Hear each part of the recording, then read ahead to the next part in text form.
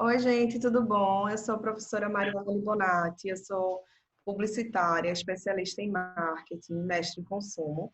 E a gente está aqui com o professor Gustavo Lapa, advogado, e o professor Martorelli Dantas. Eles vão se apresentar e a gente vai conversar um pouquinho sobre empreendedorismo e marketing na área de direito. Martor, faça as honras aí. Muito obrigado. Obrigado à professora Mariana, obrigado ao professor Gustavo pela oportunidade de estarmos juntos nesse bate-papo. Então, meu nome é Martorelli Dantas, eu sou doutor em Direito pela Universidade Federal de Pernambuco, sou professor de Direito Penal e Direito Processual Penal e advogado militante, atuando na área criminalística. E eu sou Gustavo Lapa, sou professor de Direito Tributário, né? Fiz minha especialização e mestrado na área de Direito Tributário. Tenho um escritório de advocacia aí desde 2013, mais ou menos, atuando sempre na área de Direito Tributário também e professor das cadeiras de Tributário e Prática de Direito Público. Joia. Gustavo, o que você acha que o jovem advogado ele precisa fazer para se destacar no mercado hoje em dia? Bem, em primeiro lugar, sim, parabenizar a professora Mariana pela ideia de ter congregado aí os professores nessa dinâmica diferente, né, já que a gente está sendo exigido a sair um pouco da nossa zona de conforto para procurar mecanismos e ferramentas para atrair a atenção dos nossos alunos, né, e eu acho que essa é uma iniciativa muito interessante e importante. E para os alunos, para os estudantes de direito, né, para os estudantes que desejam advogar, né, hoje em dia a gente vê que a competência técnica, apesar dela ser extremamente importante, a gente vê uma necessidade de uma lapidação de outras ferramentas, de outras habilidades, para que isso seja necessariamente analisado pelo mercado. Não é mais o advogado que é o cara que sabe a maior conteúdo técnico, que é necessariamente o mais demandado a nível de clientela e tudo mais. Obviamente que a competência do advogado o mantém com o cliente, né? Ninguém consegue se manter no mercado sem a competência técnica. Mas hoje, no mercado atual, numa dinâmica de sociedade em que a gente vive, é muito necessário que os estudantes de direito abram os olhos para outras habilidades que eles precisam ir lapidando e desenvolvendo, né? Que às vezes, no transcorrer da faculdade de direito, pela demanda teórica que a gente é necessário passar para eles, não temos como abarcar e dar essa importância a isso. Então, o trabalho de uma comunicação e uma oratória adequada, o trabalho de você ter um networking sempre estabelecido com pessoas fora da área jurídica também, que a gente vive muito no nosso mundinho, na nossa bolha, né? Só conhecendo pessoas dessa área, conhecimentos de gestão, conhecimentos de marketing. Esses conhecimentos eu avalio que são a primeira etapa para o estudante começar e se debruçando para que isso diferencie lá na frente a nível de mercado. Gustavo, você tocou em um ponto bem importante, que é essa questão da comunicação, e eu e Martorelli, a gente tem conversado muito sobre isso, porque, de fato, uma comunicação bem feita, ela pode fazer com que o advogado ele perca, né, numa audiência ou não, uma boa apresentação, uma boa oratória. Então, eu queria que, Martorelli, você comentasse um pouco sobre isso, essa questão do advogado, ele conseguir dominar essas ferramentas, né, no processo da apresentação também. Mariana, eu acredito que é extremamente importante que sejamos capazes de desenvolver nossas habilidades na comunicação oral e aquilo que o Gustavo colocou, há 3 variáveis importantes. Conhecimento técnico é extremamente importante, mas também é muito importante que o indivíduo tenha visibilidade no mercado e preserve a sua credibilidade. Porque na atividade advocatícia, nós utilizamos muito esse capital que cada profissional constrói ao longo de toda a sua trajetória, que é o capital da credibilidade. A confiança que não apenas o cliente tem nele, mas a confiança que o próprio sistema jurídico tem nele. Quando você chega a uma vara, quando você chega a uma audiência, você cumprimenta o Ministério Público, o promotor de justiça, cumprimenta o juiz que está presidindo a audiência, ele já lhe conhece, você é uma pessoa conhecida, então tudo isso ajuda e ajuda muito a você poder atuar de modo mais seguro. Então, quando você me indaga sobre a capacidade de comunicação, eu acho que há dois elementos muito importantes aí. Em primeiro, é essa segurança técnica que o professor Gustavo apontou e disse que não é efetivamente exclusivamente ela, mas é a partir dela que lhe dará segurança e a experiência. E é importante, e eu quero parabenizar não apenas a você, professora Mariana, mas a Faculdade Nova Roma também, por inserir no programa, na matriz curricular do curso de Direito, disciplinas que desenvolvem a capacidade de comunicação oral dos alunos, porque ele, tendo conhecimento técnico, ele precisa também ganhar experiência já na sala de aula, já na faculdade, de comunicação oral, porque é essa experiência que dará a ele uma capacidade de maior segurança e efetividade na sustentação de suas teses. Eu conheço vários colegas que tinham as mesmas teses que eu defenderia se estivesse no lugar dele, mas tiveram enorme dificuldade de não apenas comunicar as suas teses, mas fundamentá-las logicamente, porque no direito é preciso haver uma relação entre comportamento ou base probatória e o pedido que se faz. Se você faz um pedido de absolvição, por exemplo, mas não demonstra o lastro lógico-racional desse pedido, é claro que ele tem uma chance muito pequena de ser atendido pelo julgador. Por isso, eu acho extremamente importante que haja cadeiras que preparem os alunos para que, quando eles cheguem no exercício da advocacia, estejam prontos para sustentar seu pensamento, e isso é tão importante quanto a formação dogmática dos alunos na faculdade. Isso, e eu acho que isso também está muito relacionado com a questão do marketing pessoal, né? Que eu acredito que é extremamente importante. E alguns alunos até chegam para mim e falam: Mariana, mas eu tenho vergonha de me posicionar, às vezes eu tenho vergonha de me comunicar, eu não sei bem como fazer. Até essa questão das próprias redes sociais, ou tem algumas limitações em relação à publicidade. Mas eu acho importante a gente salientar que tem muitas coisas que a gente pode fazer sim, né? Essa própria questão que Gustavo salientou do marketing, do networking, que é muito importante, e o nosso próprio marketing pessoal, né? A gente tem que saber como a gente se veste, como a gente se porta, como a gente fala, como o Martorelli disse, que isso vai fazer a diferença, e principalmente também o nosso relacionamento com o cliente, como é que a gente vai coletar essas informações do cliente. Principalmente nesse momento que a gente está passando agora também, dessa pandemia, a gente tem que estar muito tranquilo para conseguir coletar essas informações do cliente e para passar também tranquilidade para esse cliente, para mostrar que os prazos estão aí dos processos, né? Mas que tudo vai se resolver. Então, eu acho que a comunicação é um processo muito importante, o marketing pessoal também e a credibilidade realmente na profissão de vocês. Né, Gustavo? Gustavo estava comentando que o escritório que ele trabalha está se preocupando muito com essa questão também. E é uma questão contingencial, né? A gente sabe realmente que está afetando toda a economia e que a gente tem que tomar essas medidas nesse momento.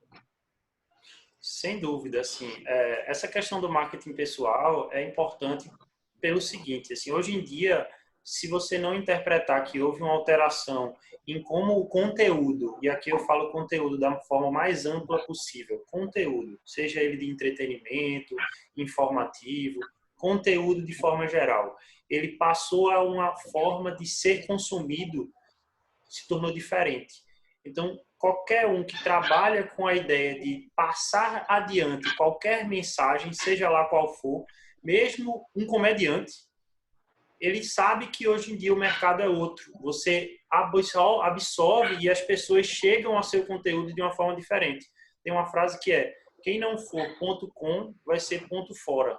Ou seja, quem não tiver um pé ali dentro do online não vai conseguir sobreviver porque não vai estar sendo visto. E aquela frase também outra clássica, né? Quem não é visto não é lembrado. No que toca a questão de plano de contingência, de gestão para escritório, diante dessa fase, tocando nessa questão de empreendedorismo, assim, a gente vai passar por um período agora de extrema dificuldade, né? De recessão, muito provavelmente, mas que você tocou em um ponto que deve ser muito especificado e ser dada a importância, que é o que Martorelli fala, e a gente até gravou um dia um conteúdo nesse sentido, que é passa a cada vez mais ser importante o aspecto humano.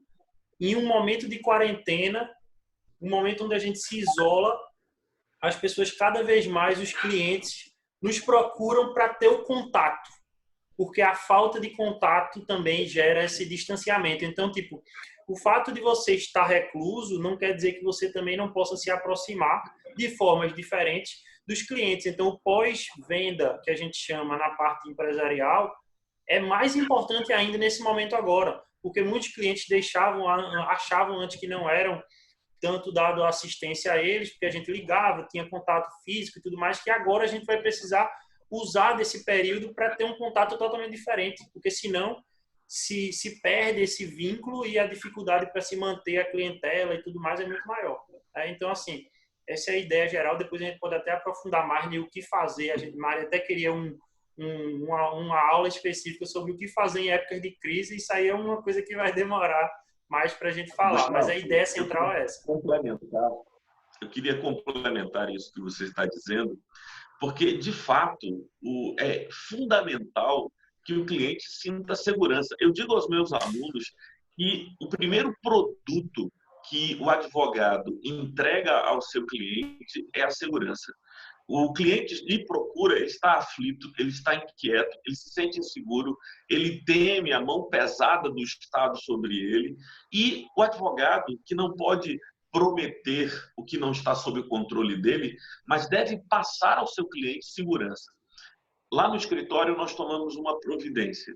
Ligamos para todos os nossos clientes e pedimos para que eles dessem uma passada no escritório na semana passada, para que pudéssemos explicar a eles quais as consequências de uma eventual suspensão dos prazos processuais. Àquela altura, a gente não tinha ainda a efetividade desta suspensão, mas expliquei, mostrei. Então, desenhei, eu lembro que você esteve comigo lá no escritório, eu mandei um quadro para explicar ao cliente. Ele compreenda que ele não está entregue e o barco dele está à deriva. Tem alguém no controle do processo que está conduzindo com ele o processo e ele foi informado. Quando saiu a decisão do CNJ de suspender os prazos processuais, eu mandei uma mensagem no WhatsApp para todos os clientes dizendo: o CNJ suspendeu os prazos, as implicações são aquelas que nós já havíamos conversado. Precisando de mim, de qualquer conversa ou orientação, durante esse período eu estou aqui no WhatsApp à disposição do cliente. E assim ele se sente seguro, ele se sente acompanhado. E a grande questão, a professora Mariana levantou como é que o jovem advogado, ele precisa ter indicações, mas para ter indicações, ele tem que ter clientes satisfeitos. Então, assim, mas como ele vai ter clientes satisfeitos? Então, parece aquela coisa do ovo e da galinha, o que é que vem primeiro.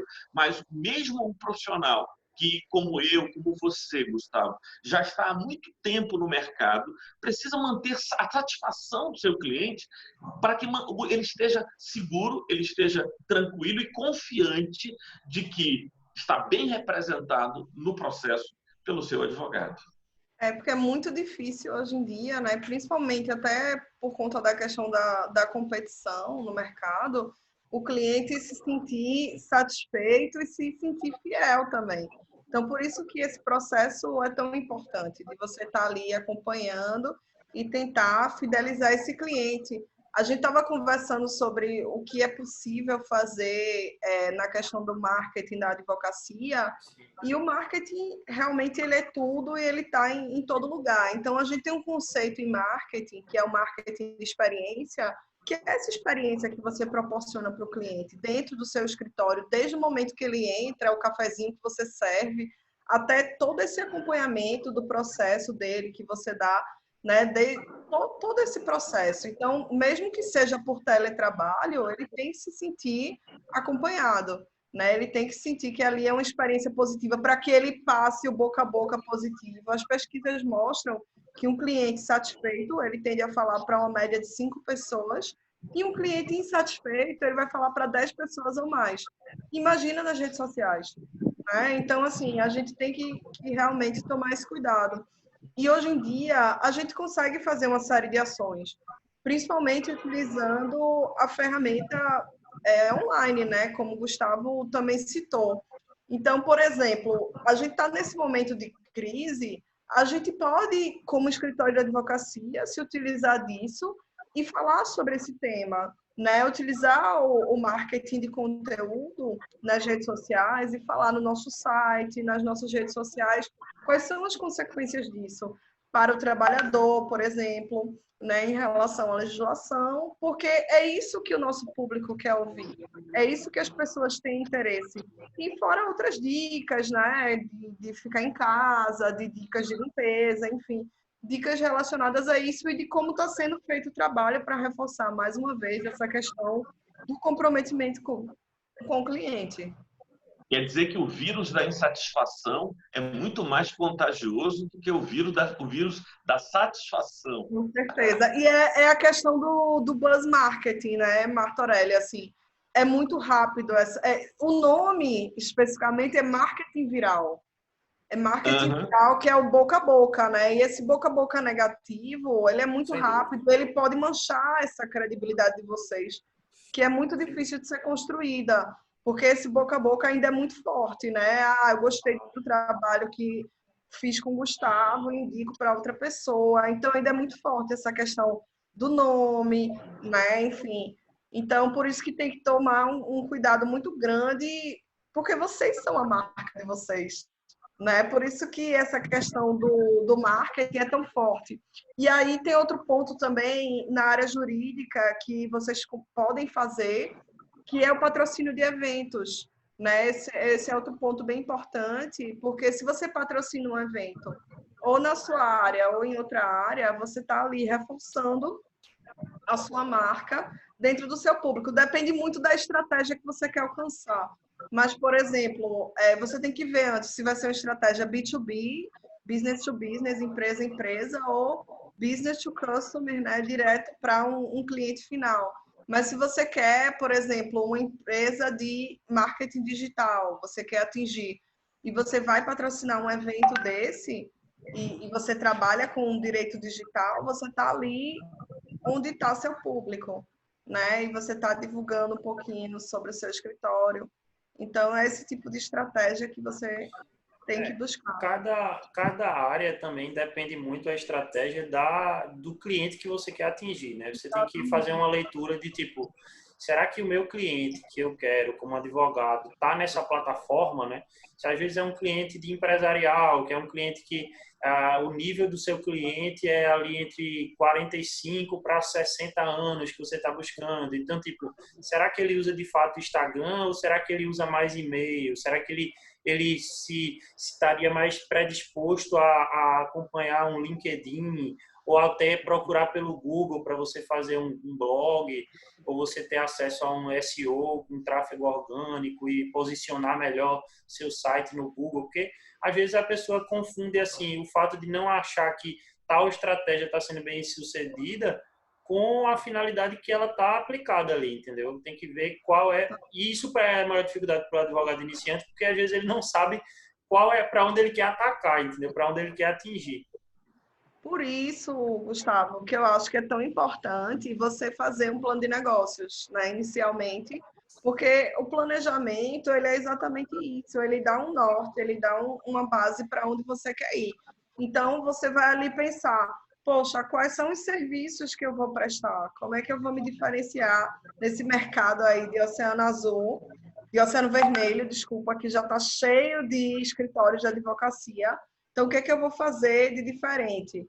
E aí eu vou pensar quem é meu público-alvo e descrever não só características demográficas, né, de sexo, idade, classe e renda, mas características psicográficas de como ele se comporta, o que que ele faz, o que que ele gosta, e como vão ser meus serviços, quais vão ser meus preços, tudo isso.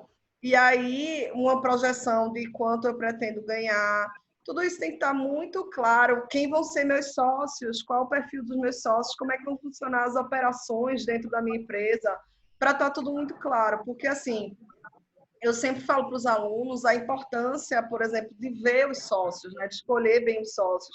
Porque o que que adianta eu escolher uma pessoa que tem o perfil exatamente igual ao meu, né? O que que tanto isso vai agregar? Martorelli, o que é que isso vai somar tanto? Se o ideal, de fato, é que seja uma pessoa que vá ter um perfil diferente, que vá captar cliente ou que seja de outra área, que realmente venha aí a somar. Agora, claro que todo mundo entendendo que está ali para atender o cliente, que o objetivo final é o mesmo, porque às vezes os sócios não têm o mesmo nível de dedicação que deveriam naquela empresa, né? É verdade, professora Mariana. A ideia é como um time de futebol. Já pensou um time de futebol em que todo mundo joga de atacante, todo mundo joga de defesa?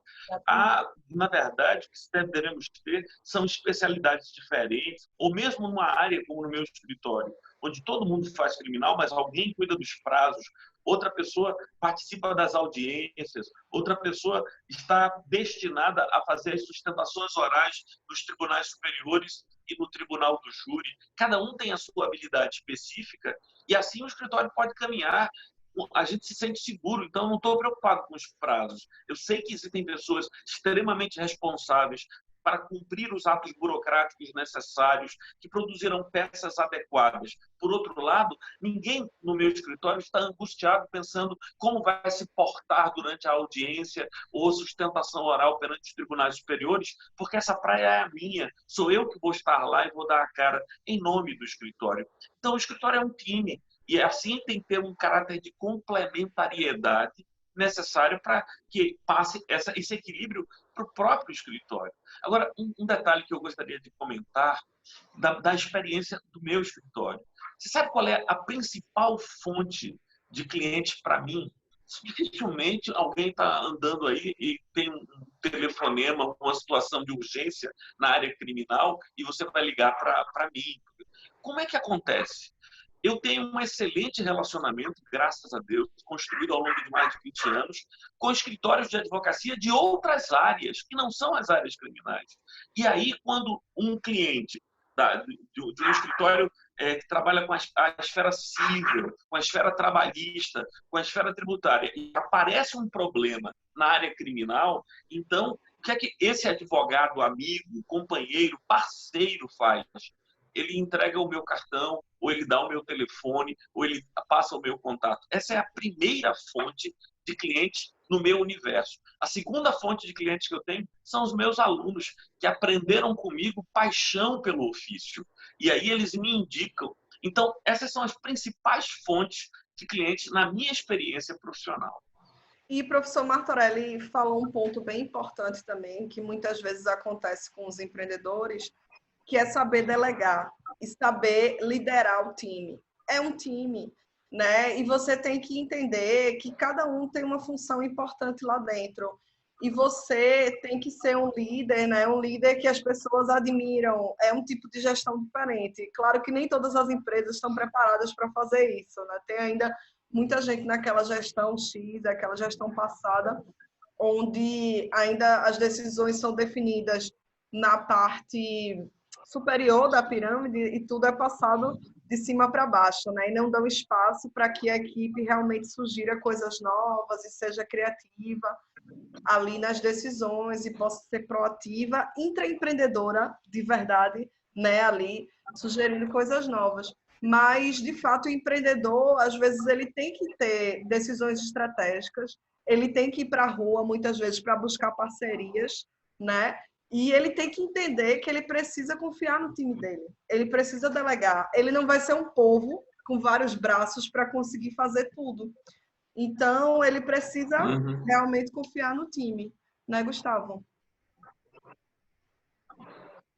Com certeza. Assim, essa questão de perfil é muito importante, né? E assim, para você saber, às vezes, se você joga melhor nessa posição, naquela, vai ser o tempo de mercado que vai lhe mostrar, né? Às vezes você se imagina como o advogado que vai fazer tal e tal coisa, mas que você se descobre em outra área dentro do seu próprio escritório, né? Isso é assim, apesar de existir, você poder buscar um modelo de negócio, você vai ter que sempre estar aberto ao mercado e lhe mostrando qual é o caminho que você vai seguindo, né? Assim, o mercado vai lhe mostrar, junto com o seu escritório, qual é a melhor posição para você fazer dentro do escritório, o mercado vai mostrar quais são as áreas que mais rentabilizam, o mercado vai mostrar quais são as ferramentas que mais trazem clientes, se é a internet, se é parceria, se é você fazer contatos com profissionais de outras áreas que não seja a área jurídica, participando de eventos, aumentando seu network, se é você tentar ser até um professor naquela área para se tornar referência e com o tempo você ir adquirindo indicações das pessoas que vão lhe tendo como referência naquela área. Então, é você ir no começo experimentando muito também das coisas para você saber como é que funciona, né? Sem dados, você não tem como saber se uma coisa está dando certo ou não, né? Então, é ter esse discernimento também de saber planejar, mas também ter a humildade de entender que nem tudo vai ser como você projetou, né? Para que o mercado lhe ensine também, o mercado o mundo, na verdade, né? A vida, ainda mais, sendo mais amplo, é a grande escola, né? Então, assim, a cada equívoco que você vai cometendo, a cada deslize que você até vai vendo do ponto de vista de gestão, é algo que você deixa de errar lá na frente, que evolui a sua empresa com o passar do tempo. Exatamente, você vai aprendendo, né, ali no dia a dia com aquilo. Sem dúvida, o profissional que está nessa área do empreendedorismo, ele tem que, primeiro, entender que a gente ainda não tem aquela faculdade clássica de ser empreendedor, né? Então, assim, você, apesar de, tipo, conseguir, é louvável, por exemplo, como a faculdade vem fazendo, de abrir possibilidades dos alunos já na graduação terem acesso a disciplinas que possam trazer reflexões para eles nesses cenários, muitas das coisas eles vão ter que se descobrir na prática, né? Quando eles forem para o campo da prática, da execução, é que eles vão ver isso aqui funciona, isso aqui não funciona. Lógico que a teoria prévia vai fazer com que ele ganhe tempo, e tempo é o nosso ativo maior hoje, né? Então, assim, é essa questão da humildade, do discernimento e realmente ir aprendendo com os mais experientes, conversando, dialogando. Hoje eu sinto muito falta disso, e as pessoas muito autossuficientes, então deixam de buscar informações com pessoas que estão totalmente disponíveis a ajudar. Então, pergunte, pergunte, pergunte, é uma dica boa também. Eu acho que tem um ponto, Gustavo, bem importante também, que é essa questão dos alunos, de fato, abrirem a cabeça para as oportunidades do mercado. Né? Porque hoje em dia a gente tem tantas opções aí na área do empreendedorismo, a gente tem o empreendedorismo social, né? Que a gente tem aqui o Porto Social com vários projetos assim diferentes, a gente tem a área de consultoria, a gente tem essa opção de abrir um negócio, né? Enfim, eu acho que você pode criar um produto, um aplicativo, enfim, acho que tem tantas questões dentro das próprias empresas, muita gente precisa de pessoas na área jurídica, então eu acho que já passou muito dessa época de você ficar ali, vou trabalhar para alguém, né? Ou então vou fazer um concurso. Tudo bem, tem muita gente que ainda tem esse pensamento, e eu acho que também é questão de perfil, mas eu acredito que a gente tem que abrir o leque, né? Porque existem outras oportunidades e possibilidades. Queria que vocês falassem um pouquinho sobre isso. Mariana, eu me lembro que eu, naquela entrevista, naquele bate-papo que tive com o Gustavo, vou até pedir para o Gustavo mencionar aí o endereço onde esse bate-papo que tive com ele pode ser visto. Me lembro de ter dito para ele que um dos desafios do jovem advogado é ganhar visibilidade. E uma das dicas que eu dei e que repito aqui é que ele participe dos eventos promovidos pela Ordem dos Advogados do Brasil. A nossa subseccional, a nossa seccional de Pernambuco e a subseccional que você está mais próximo, talvez em Jaboatão, em Moreno, talvez em Olinda, você estar perto dos outros advogados que já têm experiência, que já estão presentes, e você vai ter a oportunidade de não apenas aprender, mas ser conhecido. Porque muitas vezes as pessoas vão para um evento da OAB e pensam assim, mas eu vou para lá, eles repetem, ou aqui esse tema eu posso pegar um livro e conhecer. Aí eu pergunto ao meu aluno, pergunto a ele, bem, muito bem, se você sentar na sua mesa, no seu escritório, abrir um livro e aprender muito mais do que vem a ser dito pelo palestrante, o livro e o autor do livro vai te indicar para algum cliente, vai abrir portas de oportunidade para você. Então, meu amigo, saia do seu escritório, saia da sua casa, meta a cara, participe. Muitos desses eventos são gratuitos, exigindo apenas uma inscrição prévia. Então, mostre, vá para a rua, conheça as pessoas, se apresente de modo adequado, se ofereça para ajudar os colegas, participar de uma comissão na OAB, na sua subseccional, é relativamente fácil, porque os grandes advogados, com seus grandes escritórios, não tem tempo para isso. Você que deve dispor de tempo e dispor a sua inteligência, a sua capacidade para mostrar que ela existe para esse universo que está aí. Então, é preciso tomar iniciativa e se expor. Aí algumas pessoas me dizem, e aí é um problema que você tem que entrar nessa, Mariana. Eu tenho vergonha. Eu tenho vergonha. Vergonha de me apresentar, vergonha de me expor, vergonha de aproveitar as oportunidades que me aparecem. Problema da vergonha. Então, eu acho que é preciso refletir. Talvez você possa nos falar um pouco sobre que dicas você tem dado a seus alunos quando o tema da vergonha de falar em público aparece. Martorelli, eu queria fazer só um adendo aí nessa sua fala, que eu acredito que é importantíssimo os alunos estarem nos eventos da OAB, nas audiências públicas, porque aí é que, de fato, conhecem muitas pessoas e estão em evidência. Já tive vários alunos que disseram, professora, eu fui lá e fiz um discurso e foi muito bom, né, realmente. Mas também nos eventos da área de administração, né, nos eventos da Anshan, nos eventos da Câmara do Comércio no Exterior, nos eventos da LIDE Futuro, porque ali estão os seus potenciais clientes. Então, Claro. isso vai acabar abrindo muitas portas também. É como você disse, você tem que estar em evidência. Você tem que estar ali em rodada de negócios para as pessoas lhe conhecerem. Então, assim, Martorelli, eu acho que com o medo, a gente só tem duas opções. Ou a gente fica parado, chorando, né? Ou a gente enfrenta. Então, assim, medo eu acho que todo mundo tem. A gente tem, é como eu digo para eles, assim, quando eu vou falar em público, às vezes eu vou falar em público para várias pessoas. Nos primeiros 2 minutos eu fico nervosa, eu fico, né, ali balançada, mas logo em seguida eu enfrento, a gente vai, acontece. Então, é uma questão de prática, é uma questão de exercitar. A gente tem aqui essas ferramentas tecnológicas maravilhosas, a gente pode gravar um vídeo para ir se testando, a gente pode falar no espelho para ir vendo como é que funciona, pode falar para outra pessoa. Eu acredito que é muito uma questão de treino mesmo, de prática, e da gente estar seguro daquilo que a gente vai falar. Então, antes da gente ter um discurso, da gente ter algo, a gente realmente, de fato, ter estudado sobre aquele tema, né? Ter os tópicos muito claramente do que a gente vai falar, não necessariamente decorar aquilo ali, porque a gente pode até inverter a ordem do que a gente vai falar, mas é realmente treino, né? Não tem segredo. E metendo a cara, porque eu acho que para perder a vergonha, a gente só enfrenta com o tempo mesmo. Porque assim, a gente tem as nossas habilidades, né? Que as nossas habilidades, ou elas são natas, ou a gente vai desenvolvendo com o tempo, ou a gente constrói. E aí, essa questão da oratória, ela de fato, ou a gente vai desenvolvendo, né? Mas de fato a gente pode construir.